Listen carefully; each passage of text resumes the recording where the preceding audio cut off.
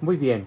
Pues según lo prometido el lunes, este es un miércoles distinto porque en vez de simplemente pasarles la grabación de la sesión del lunes, decidí, por razones estratégicas y de mejor éxito con los propósitos que tengo con relación a este tema, dar una segunda parte de lo que inicié el lunes, que es la introducción a las virtudes olvidadas o rechazadas. Esta introducción me llevó más tiempo del que yo hubiera deseado, pero bueno, pues no hay ningún problema con que extendamos una segunda parte para seguir introduciendo a este tema tan candente, tan importante y que puede para muchos de ustedes, incluyéndome, para muchos de nosotros, puede ser un parteaguas. En la medida en la cual nos hagamos conscientes de la indeclinable necesidad de abrazar con fuerza, con vigor, con amor, las virtudes, sobre todo las que han sido olvidadas. Y sin más, entrando en materia, tengo que decirles que para el posmodernismo, entiéndase por modernismo, donde todo es light, donde todo es provisional, donde nada es para siempre, donde las relaciones están supeditadas al capricho del momento, donde lo importante es el placer, el dinero, el poder, la fama, los honores, pero ni siquiera de una manera trascendente, como lo quisiera hacer el buen gobernante, sino simplemente el poder por el poder mismo. Entonces, para el posmodernismo, dados estos prolegómenos que acabo de explicar, fíjense qué importante, no existe nada más allá del hombre y su entorno. Es decir, de los otros hombres, de las cosas y del ambiente geográfico que los circunda. ¿Por qué? Porque todo esto es valorado únicamente si es útil o si es placentero. De aquí que hoy tendemos a potenciar, a valorar, a poner por encima los elementos materiales con exclusión de los inmateriales. Así se privilegiará entonces pues todo lo que favorezca la abundancia de los bienes de consumo, y se comience a ver jerarquizadas nuevas, entre comillas, virtudes, como la excelencia o la eficiencia, pero ojo, en la conquista de bienes útiles o deleitables, sin que esto implique ningún fundamento en el bien absoluto, ni ninguna relación con él, ni siquiera con los bienes que podríamos llamar propiamente honestos, como lo son las virtudes, superiores sobre todo, ya no digamos las simplemente humanas como las cardinales.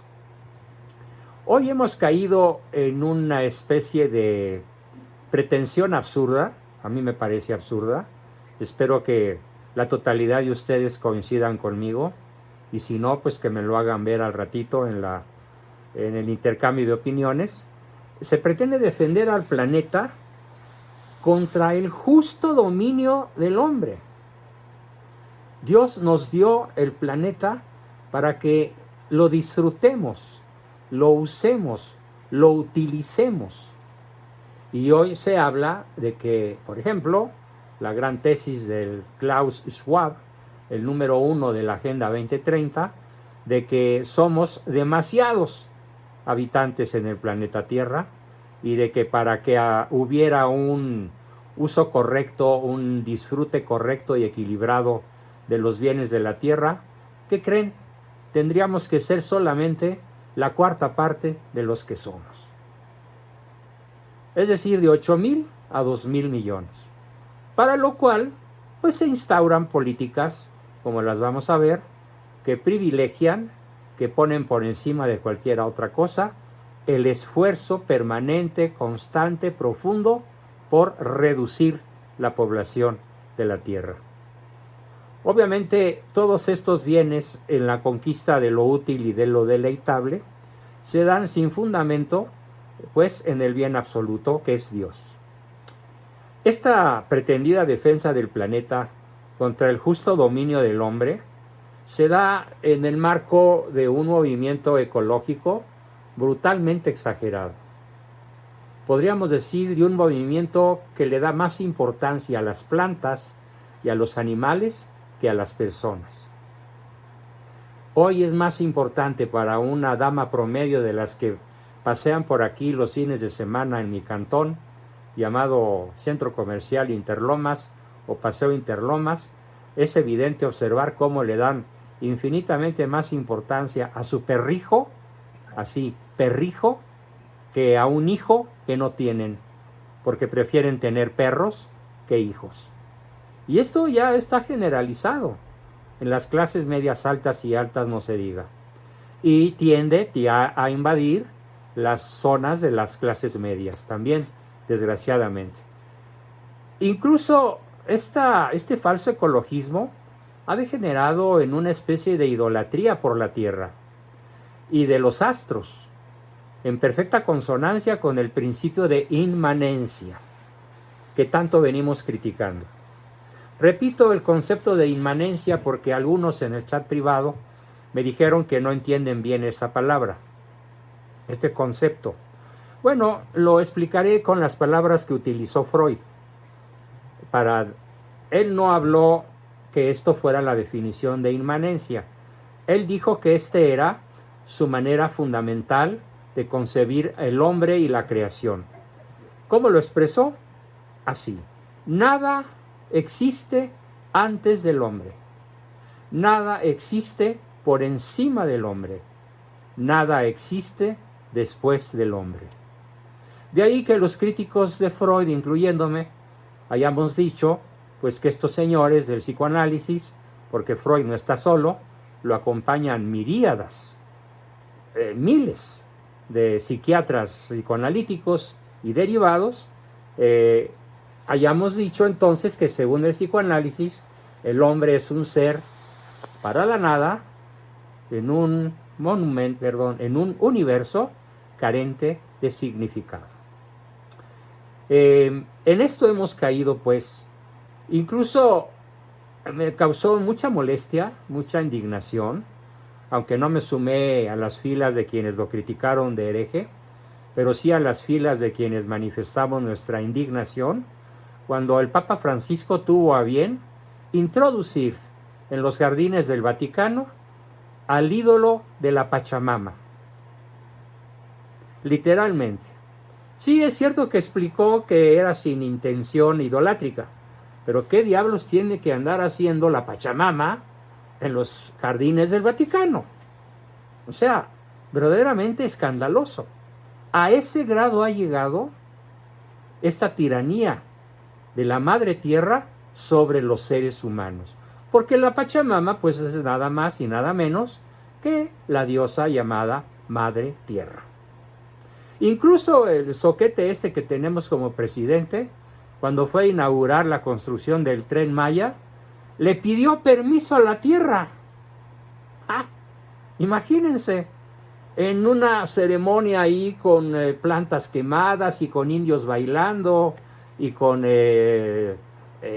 incienso y no sé cuántas hierbas más con las que le hicieron su limpia para que pudiera iniciarse la construcción del Tren Maya sin que la Madre Tierra se enojara. A mi juicio se va a enojar cuando un trenecito de esos pase por encima de una caverna y se caiga 30 o 40 o 100 metros abajo en uno de los múltiples cenotes que ya le han dicho hasta el cansancio a esta persona tan necia que no construya nada pesado en esas zonas. Pero él sigue. Bueno, pero esto fue una pequeña digresión.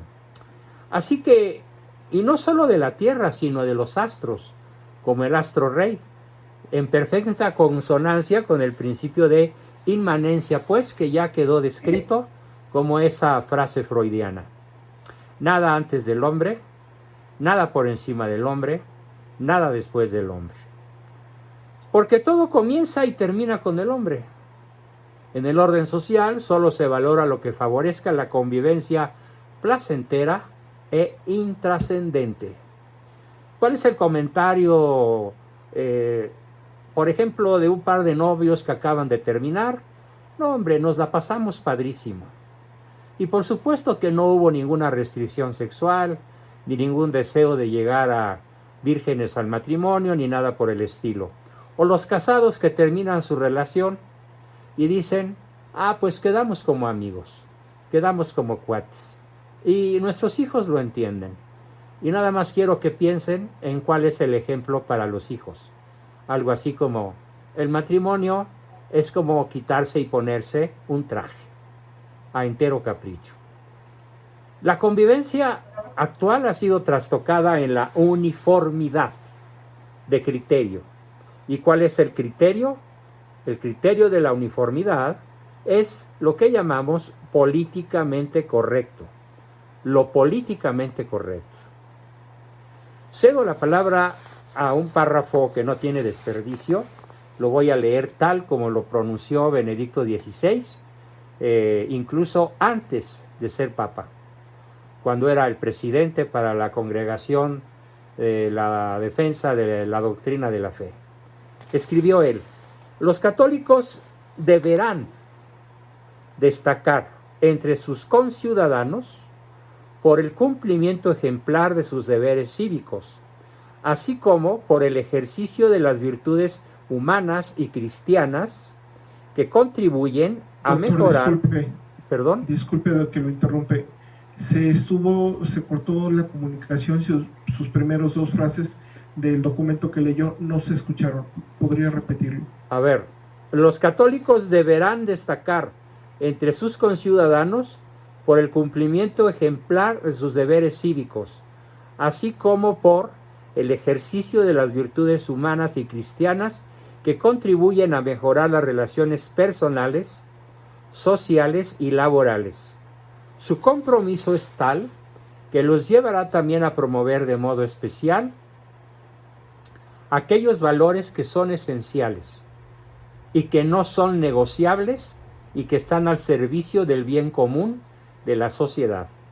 Y estos son la paz, la justicia, la solidaridad, el bien de la familia fundada sobre el matrimonio entre un hombre y una mujer, la tutela de la vida humana desde la concepción hasta su muerte natural, y el derecho y la obligación de los padres a educar a sus hijos según sus convicciones morales y religiosas. ¿Se escuchó completo, Ricardo? Magnífico. Cualquier otra interrupción me avisas, por favor, con una T con tus manos, ¿no? Para frenarme de inmediato y repetir. Bueno, pues hasta aquí este formidable, brevísimo pero contundente mensaje de nuestro queridísimo y nunca bien ponderado Papa Benedicto XVI. Qué esperanzas que en la actualidad pudiéramos contar con un pronunciamiento tan claro, tan drástico, tan profundo, tan absoluto como este que acabo de darles a conocer. Pero hoy, aunque se deba sacrificar la verdad, aunque se deba sacrificar el bien y aunque se deba sacrificar la belleza, aunque se deba sacrificar la unidad, lo importante es plegarse dócilmente al movimiento que domina, al movimiento que va embarcándonos a todos en una corriente que desemboca necesariamente en el abismo. Lejos de la valoración social, pues, queda relegado todo lo que se destaque. Como los católicos destacamos, como los católicos en una fiesta hacemos, si es que fuimos a ella, si es que nos atrevemos a estar ahí, vamos a destacar en algún momento dado por nuestra crítica a la homosexualidad evidente, al escándalo, al alcoholismo, al uso de drogas recreativas, ahora tan de moda, sobre todo desde que gozan la protección de la Claudia Sheinbaum. Todo lo que destaque como diferente va a ser brutalmente combatido. Todo lo que signifique particularismo, todo lo que muestre que es posible ser distinto a donde va Vicente, a donde va la gente.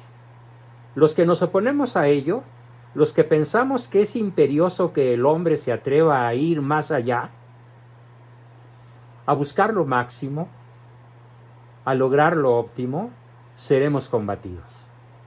Seremos ridiculizados, seremos eliminados de las redes sociales, nos pondrán apodos, nos dejarán de invitar a cierto tipo de reuniones, etc. ¿Por qué? Porque la seducción del éxtasis, sí, es un éxtasis, la seducción del éxtasis hedonista y relativista se torna peligrosa y debe ser combatida como un acérrimo enemigo. Hablemos entonces de la posmodernidad, ya entrando en materia en esta sesión, porque lo que acabo de explicar hasta este minuto es prácticamente una recapitulación de la sesión número 1, de la sesión de lunes, pero siempre vale la pena para aprender repetir algunos conceptos, si bien incrusté algunos que no había dicho. Hablemos ahora más claramente, más determinantemente, de la posmodernidad. Y tratemos de encontrar una explicación a este olvido, lo pongo entre comillas, o mejor dicho, a este rechazo evidente contra las virtudes tradicionales, contra las virtudes cardinales, contra las virtudes universales, aquellas que incluso practicaron los grandes héroes romanos anteriores a Cristo, no se diga los héroes griegos e incluso de otras civilizaciones menos afortunadas culturalmente como la grecolatina. Así que quedamos relegados, quedamos lejos de la valoración social. Dentro de este rechazo a las virtudes tradicionales en esta nueva etapa histórica que vamos a llamar también el NOM. ¿Qué es el NOM? Algunos me preguntaron qué es eso del NOM. Bueno, el NOM es la abreviación de Nuevo Orden Mundial. Nuevo Orden Mundial. Que fue lanzado por Bush padre allá por finales del siglo pasado. Se caracteriza por una multiplicación abrumadora de los regímenes, entre comillas, democráticos, unidos al liberalismo económico. Laissez-faire, laissez-passer. Dejar hacer, dejar pasar. Y me burlo del término democráticos. Literalmente me burlo, porque en realidad son caquistocráticos y oclocráticos. Es decir, como ya lo he dicho en otras ocasiones, y vale hoy la pena repetirlo, el gobierno de la chusma, los chairos, que en México son 60 millones cuando menos, y dentro de la chusma, el gobierno de los peores. Basta con ver los cuadros de mando de nuestro desgobierno actual, mal llamada cuarta transformación, cuando en realidad son la cuarta destrucción o la cuarta degeneración, a partir de la flagrante confesión recién hecha en días pasados por el Dios malo, M-A-L-O, cuando dijo, lo cito, los pobres nunca nos traicionan, por eso siempre confiamos en ellos, no así en los intelectuales, ni en la clase media, ni en los empresarios, ni en los periodistas, porque ellos no votan por nosotros, pero en cambio, con los pobres siempre podremos contar, porque nuestro proyecto es un proyecto político, no es un asunto personal. ¡Qué confesión tan contundente de lo que es la caquistocracia y la oclocracia! El gobierno de la chusma, para la chusma y por los peores. Pero no son los pobres en el sentido bíblico, son los pobres en el sentido materialista que el narcosistema ha venido creando desde la revolución. Prácticamente desde que la revolución antimexicana, por eso yo lo llamo la revolución antimexicana, se bajó del caballo y se trepó a la silla presidencial, no ha dejado de producir pobres, para que dependan de las dádivas de papá gobierno. Pero claro, como en ningún sexenio anterior, esta compra del voto popular, del voto de los pobres, nunca se había visto de una manera tan cínica, tan flagrante.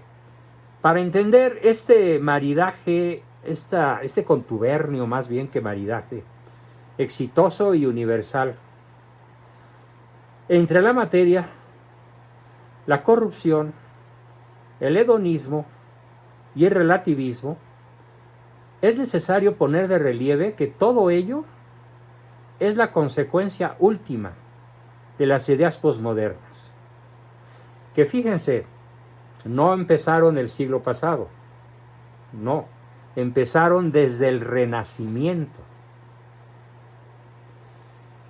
por los equipos sionistas del máximo nivel. Y desde luego hicieron explosión, o más contundentemente, hicieron eclosión, con la Revolución Francesa de 1789, concretamente el 4 de julio, después de una larga preparación. Y al igual que la revolución antimexicana no la hicieron los mexicanos, tampoco la Revolución Francesa la hizo el pueblo francés.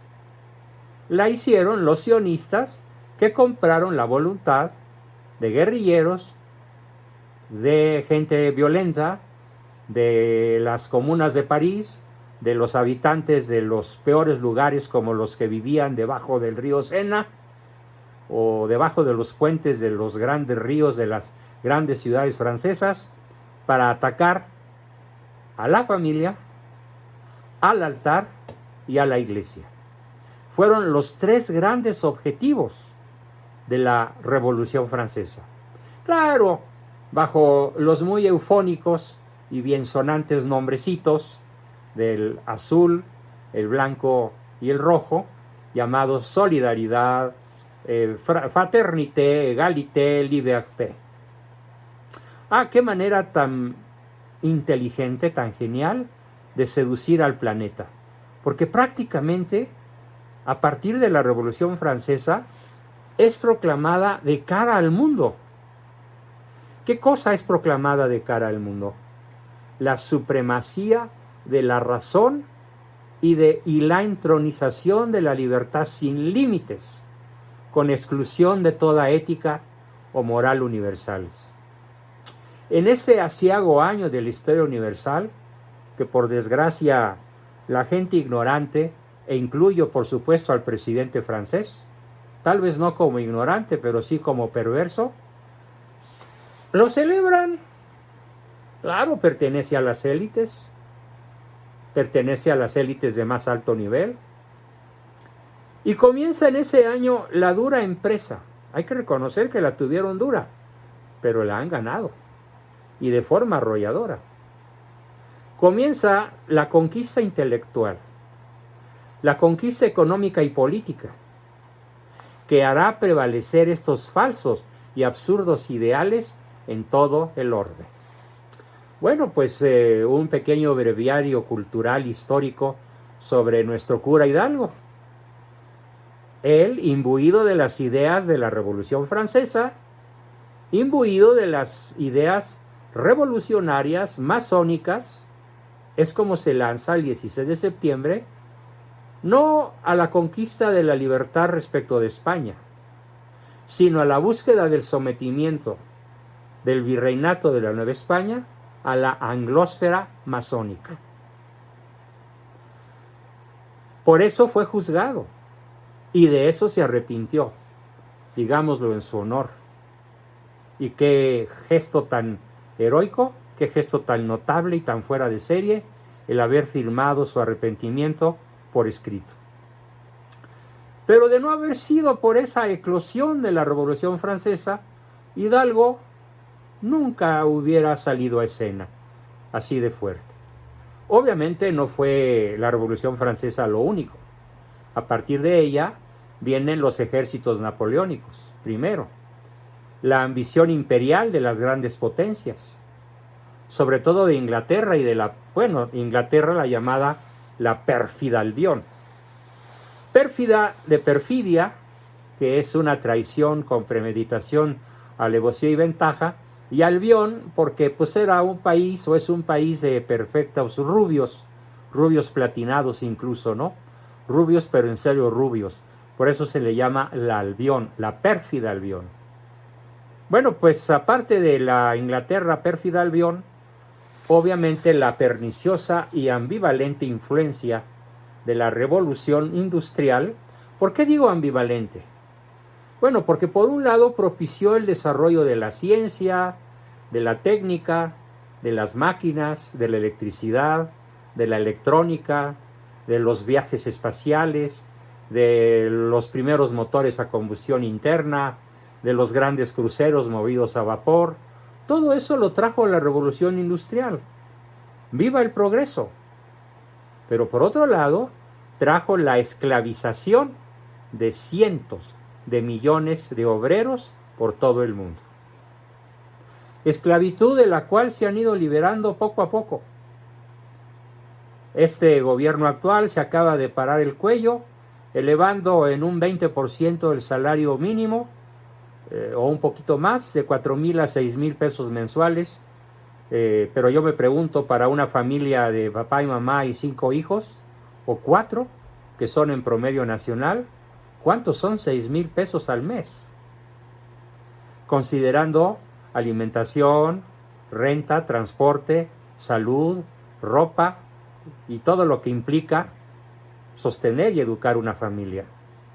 Seguimos siendo pues un país de pobres, aunque muchísimos de ellos, 30, 40 millones, puedan presumir que tienen trabajo estable. Bien, a partir pues de todo esto, de la Revolución Francesa tan ambivalente, fíjense bien lo que sucede. ¡Ah, qué caray! Se proclama que las masas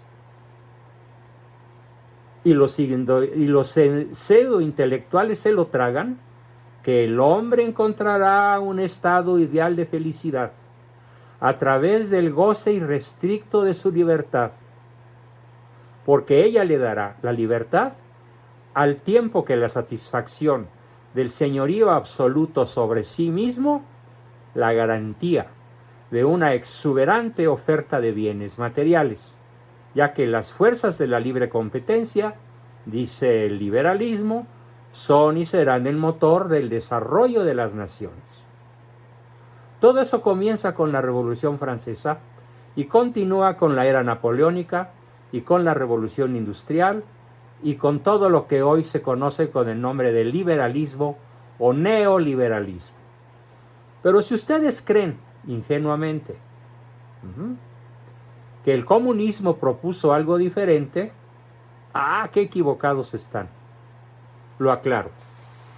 Fíjese muy bien, por favor, porque esta crítica feroz que hace el malo todos los días al neoliberalismo, a los emisores del pasado, a los agentes de la, ¿cómo le llama él?, de los ricos todopoderosos, de la mafia del poder, que son los empresarios y los intelectuales.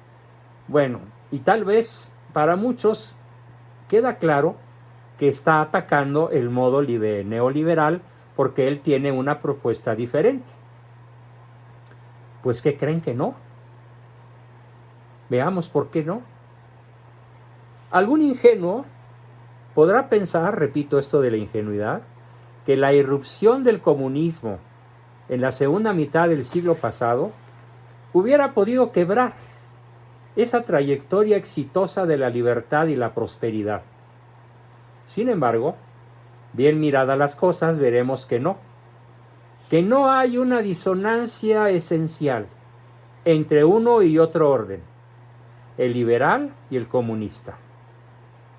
Lo que la democracia y el capitalismo liberal ofrecen para que sea disfrutado por un sector social, la burguesía, el marxismo lo propone para todos. O sea que propone lo mismo. Y ya hemos visto que el comunismo, pues finalmente no lo logra para todos, sino solo para unos cuantos, que son la clase gobernante. Y esto ocurre sin excepción en todos los países que han abrazado el comunismo, desde el rosa pálido hasta el rojo profundo. La lista es larga, es tan larga que prefiero no enunciarla. Por lo pronto está incluido prácticamente toda América Latina y, curiosamente, también Norteamérica. Veamos.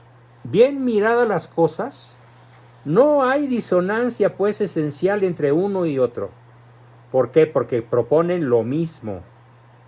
Su intención última, la intención última del marxismo, la intención última del comunismo, del liberalismo, del neoliberalismo, es lograr un paraíso en la tierra, con un pleno gozo de una libertad sin fronteras. En el caso del comunismo, por la eliminación del Estado y la más amplia oferta de bienes y servicios para todas las clases sociales. Y así, aunque durante casi un siglo el liberalismo y el marxismo han parecido transitar por vías contradictorias, y aunque han aparentemente lucido como rivales formidables, en el fondo de ellos participan a la fecha de una coincidencia fundamental. Los dos quieren para el hombre el cielo en la tierra, pero sin Dios, sin Cristo, sin virtudes, ni naturales ni sobrenaturales. Caracterizado este cielo en la tierra por la libertad más absoluta y por la satisfacción completa de todas las apetencias humanas. En esto son idénticos estos cuatro conceptos: comunismo, marxismo, liberalismo y neoliberalismo. El cielo en la tierra, con una absoluta búsqueda de la satisfacción completa de todos los apetitos humanos. Repito el concepto. Indagando un poco más, me he dado a la tarea de indagar un poco más en esta increíble concordancia. Y así he encontrado que es la inmanencia lo que se constituye, en la razón última, tanto del liberalismo como del marxismo. Recuerden a Freud. Nada antes del hombre, nada por encima del hombre, nada después del hombre. Porque en efecto, uno y otro aspiran a un estado feliz en este mundo. Ambos, marxismo y liberalismo, colocan un techo a las aspiraciones humanas, esas que no reconocen otro límite que el mismo hombre, su razón y su libertad. ¿Cuál es el techo? ¿Cuál es el límite? Nada más allá del hombre, nada por encima del hombre, nada antes del hombre. Brutalmente encerrados en nuestra hombreidad, sin reconocer para nada nuestra filiación divina. Qué trágico, ¿eh? Qué terrible. Démonos cuenta. Nada ulterior, nada trascendental, ninguna concesión al misterio, ningún pensamiento trascendente, ni misterio ni trascendencia. Esas dos visiones que se asoman más allá del horizonte simplemente humano. Ninguna referencia a un Dios trascendente que ha creado el mundo y a los hombres y a los gobiernos desde fuera y dentro de la humanidad. Sin un Dios creador, ¿cómo consideramos la existencia de la humanidad? Bueno, pues estas corrientes consideran que no tiene caso ponernos a pensar sobre si alguien nos creó. Simplemente, como lo dicen los existencialistas alemanes, estamos Dasein, ya estamos arrojados allí, en el ser. No nos cuestionemos sobre nuestro origen, nuestra identidad o nuestro destino. Porque hemos llegado ya a aceptar que Dios ha muerto, como lo escribió Nietzsche. Y a Dios lo consideramos como un producto obsoleto. Y así el hombre ha tomado el timón de su propio destino. Pero para perderse otra vez en la eternidad, transitando un camino sin retorno. Ese perderse en la eternidad, en ese camino sin retorno, literalmente lo podemos llamar el infierno. Este Dios en el que cree el mundo, por eso lo pongo con minúsculas, este Dios en el que cree el mundo, nada tiene que hacer en el mundo y en la vida de los hombres. Y por otra parte, a los hombres nada les interesa de su vida y de su existencia, ya que sin Él y con su propio esfuerzo, con nuestro propio esfuerzo, dice el posmoderno, podemos alcanzar nuestra plenitud. Por ejemplo, ¿cuál es mi más feroz crítica a mis colegas, psicólogos, psicoterapeutas, que le proponen a su paciente neurótico, psicótico, con defectos de personalidad o con un perfil psicopático? Le proponen lo mismo, es decir, una felicidad sin Dios, una felicidad sin sacrificio, una felicidad aquí en la tierra, sin redención, sin cruz, sin resurrección, sin el misterio del amor de Dios por los hombres, hecho hombre. ¡Qué cómodo!, digo yo. Por eso en este camino, finalmente, tendremos que despeñarnos en el infierno, si es que no rectificamos a tiempo. Ellos piensan en un Dios que creó algunos que se confiesan como deístas. Sí, yo creo en Dios, pero Él no se ocupa de nuestros asuntos. Él no está interesado en el acontecer humano. Él nos creó en todo caso y se desentendió de nosotros. Cuántas discusiones he tenido con este tipo de personas que dicen creer en Dios, pero en un Dios que no se interesa por el destino de la raza humana, cuando es justamente lo que más caracteriza a Dios. Dios creó al hombre, pero a diferencia de los ángeles, sí se ocupó de nuestro destino. El ángel decidió su destino, el ángel malo. Las legiones luciferinas decidieron su destino y Dios no las redimió. Solo Dios sabe por qué. Los teólogos dicen que porque la acción del ángel malvado, de Lucifer, fue una acción tan perfectamente lúcida que no podía conceder la menor posibilidad de arrepentimiento o retorno. Mientras que el pecado del hombre fue inducido, y por lo tanto, en cierta forma, la lucidez de Eva y de Adán resultan apenas un pálido crepúsculo atardecer en comparación a la lucidez del ángel. Pero entonces, el Dios del que yo estoy hablando, el Dios en el cual vamos a creer y en el cual vamos a adorar para poder realmente ser virtuosos, es el Dios que se introdujo en la historia humana y se ocupó de nuestra salvación.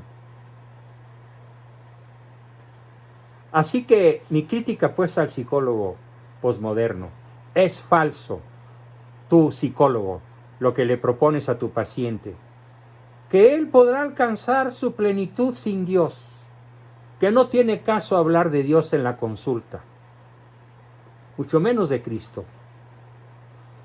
Y si acaso podrían hablar del Dios de los filósofos, pero no del Dios redentor, aunque en el fondo sean el mismo.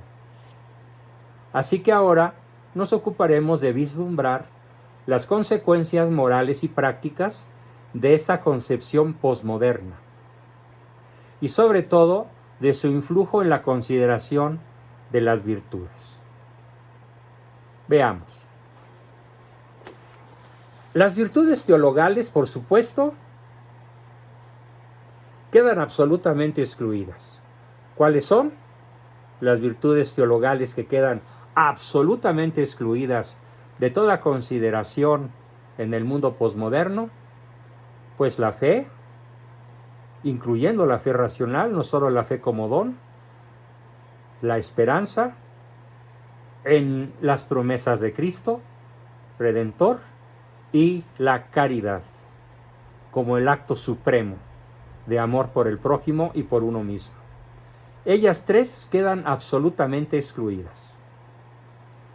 Como el objeto inmediato de ellas es Dios, y Dios no puede existir en el mundo posmoderno porque su sola presencia haría caer el reinado de la inmanencia que han construido los hombres, sobre todo a partir de Freud, probablemente el más poderoso catalizador en favor del posmodernismo fue don Sigmund Freud.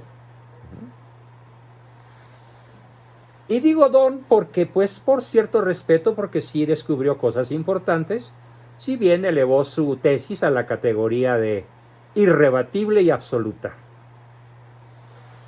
Y por eso se peleó a muerte con sus sucesores y con sus contemporáneos, aunque durante algún tiempo fueron sus discípulos o pares predilectos. Así que la inmanencia caería destrozada si aceptásemos la existencia de Dios.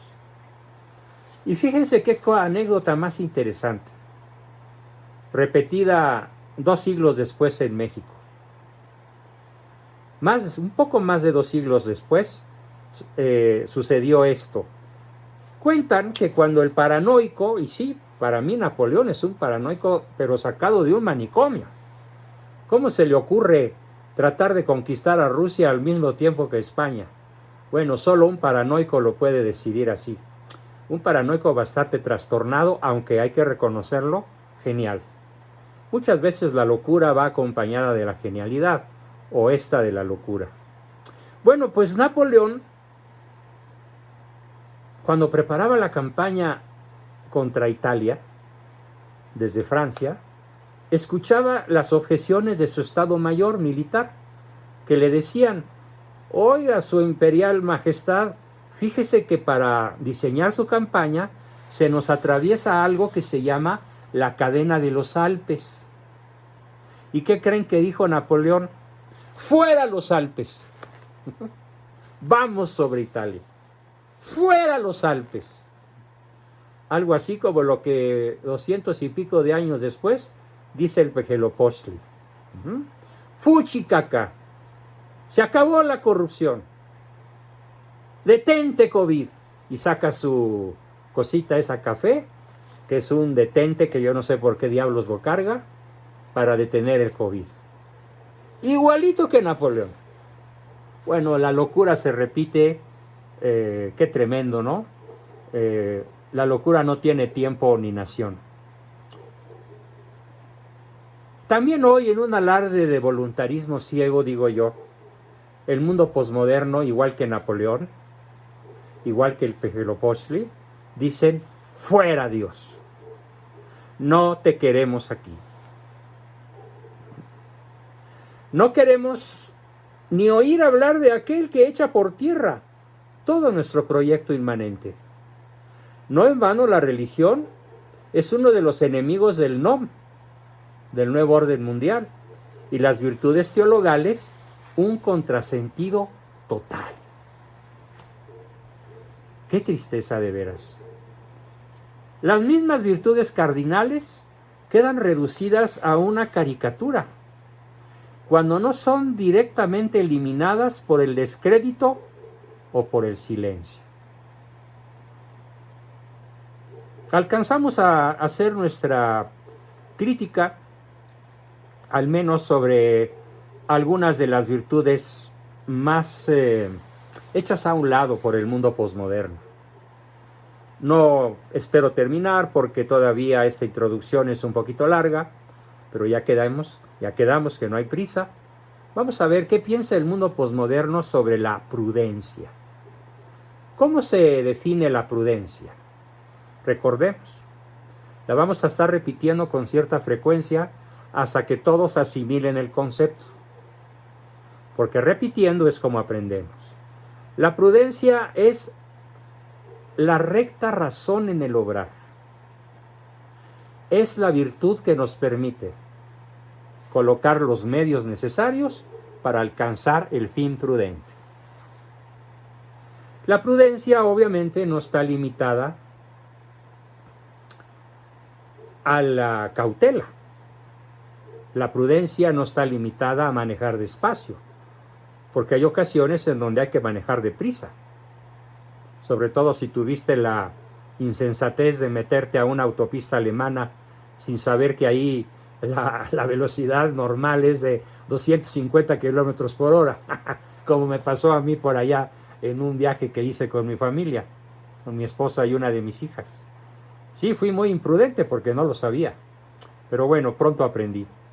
Entonces, la virtud de la prudencia, que es esa recta razón en el obrar, que es ese poner los medios necesarios para alcanzar el fin propuesto, y que después de una adecuada deliberación inteligente, pone pues los medios para lograr el fin honesto, y que se lanza a la conquista de ese fin mediante la acción, hoy esta virtud maravillosa ha quedado totalmente falsificada.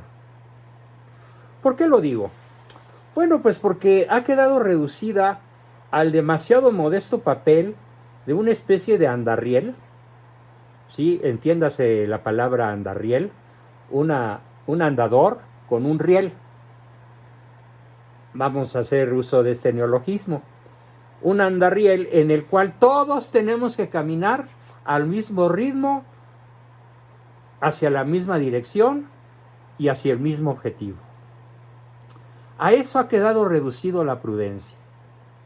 De tal manera que el que se atreve a salirse de este riel, de este andarriel, es automáticamente clasificado como chiflado, como atrevido, como loco, como anticuado, como que se regresó al pasado, como que está fuera de onda, como que no sabe de qué habla, queda automáticamente descalificado, aun cuando su acción sea prudente, en el sentido que lo he planteado. No, para el hombre posmoderno, pues, transitar por donde van los demás es lo único prudente. Decir lo que todos dicen, pensar lo que todos piensan, actuar como todos actúan, sentir como todos sienten, asistir a las películas o series de moda, no buscar algo diferente, no buscar la intimidad con la esposa, no buscar la aventura intelectual, no buscar incidir para cambiar la brutal forma de gobierno que, por ejemplo, hoy padecemos la casi totalidad de las naciones hispanoamericanas. No, porque inmediatamente, como los opositores a Lula en Brasil, son tachados de terroristas. Hoy la prensa los tacha de terroristas, de locos terroristas, cuando en realidad lo que están protestando, y con todo su derecho, es por el enorme fraude que, apoyado por los Estados Unidos y apoyado por el narcotráfico, cometió Lula da Silva. Doblemente confeso de crímenes que lo deberían tener en la cárcel cuando menos unos 30 años. Y ahí está de presidente. Acuérdense, oclocracia y caquistocracia, como nunca en Brasil, como nunca en México, Venezuela, Nicaragua, etcétera, etcétera, etcétera. Bueno.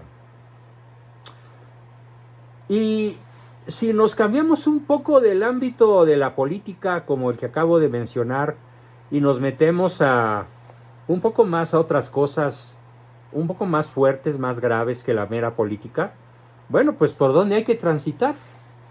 En ese andarriel monotemático, en ese andarriel rígido que nos lleva a todos al mismo despeñadero. Bueno, el amor libre. ¿Cuántos jóvenes hoy piensan en formar una familia sacramentalmente fundada? Un porcentaje ridículamente mínimo. No me atrevería a dar una cifra exacta, pero sí bastante menos del 20%. El aborto. ¿Qué jovencita embarazada contra su voluntad? Bueno, eso de contra su voluntad está por verse, porque aunque parezca una grosería, yo le preguntaría a ella que por qué no cerró las piernas a tiempo. Y no es una grosería, es una manera un tanto cruda de decirle una pregunta que vale la pena hacerle. Bueno, pues ella prefiere abrirse y se embaraza, y según la mayoría del monorriel, del andarriel, dice, aborta. ¿Tienes 16 años? ¿O tienes por delante una carrera universitaria? ¿Cómo la vas a echar a perder? No, haz como todos hacen. No pretendas ser una heroína, eso ya no se usa.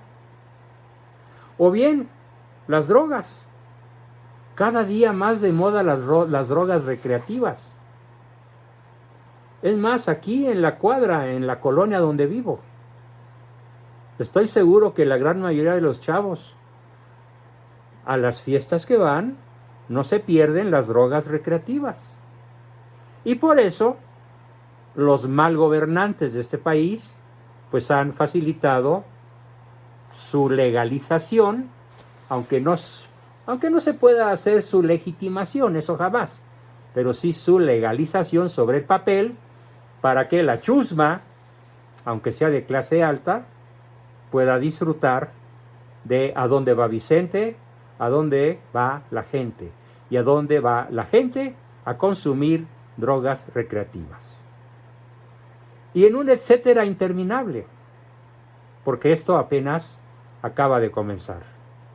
Mi análisis crítico, pues, necesitará de una tercera sesión en la cual el próximo lunes volveremos a hablar de la introducción, de la crítica a cada una de las virtudes, así como lo hemos hecho, cómo está la prudencia en la actualidad, antes de empezar nuestro taller propiamente dicho de las virtudes olvidadas.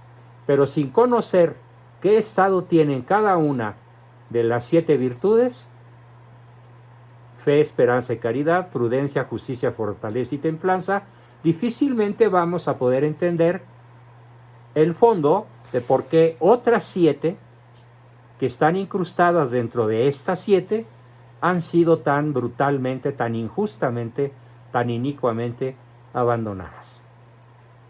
Bien, pues hasta aquí mi exposición de hoy, y comenzamos con sus preguntas, dudas, aportaciones y demás cosas que quieran comunicarnos. Adelante, por favor.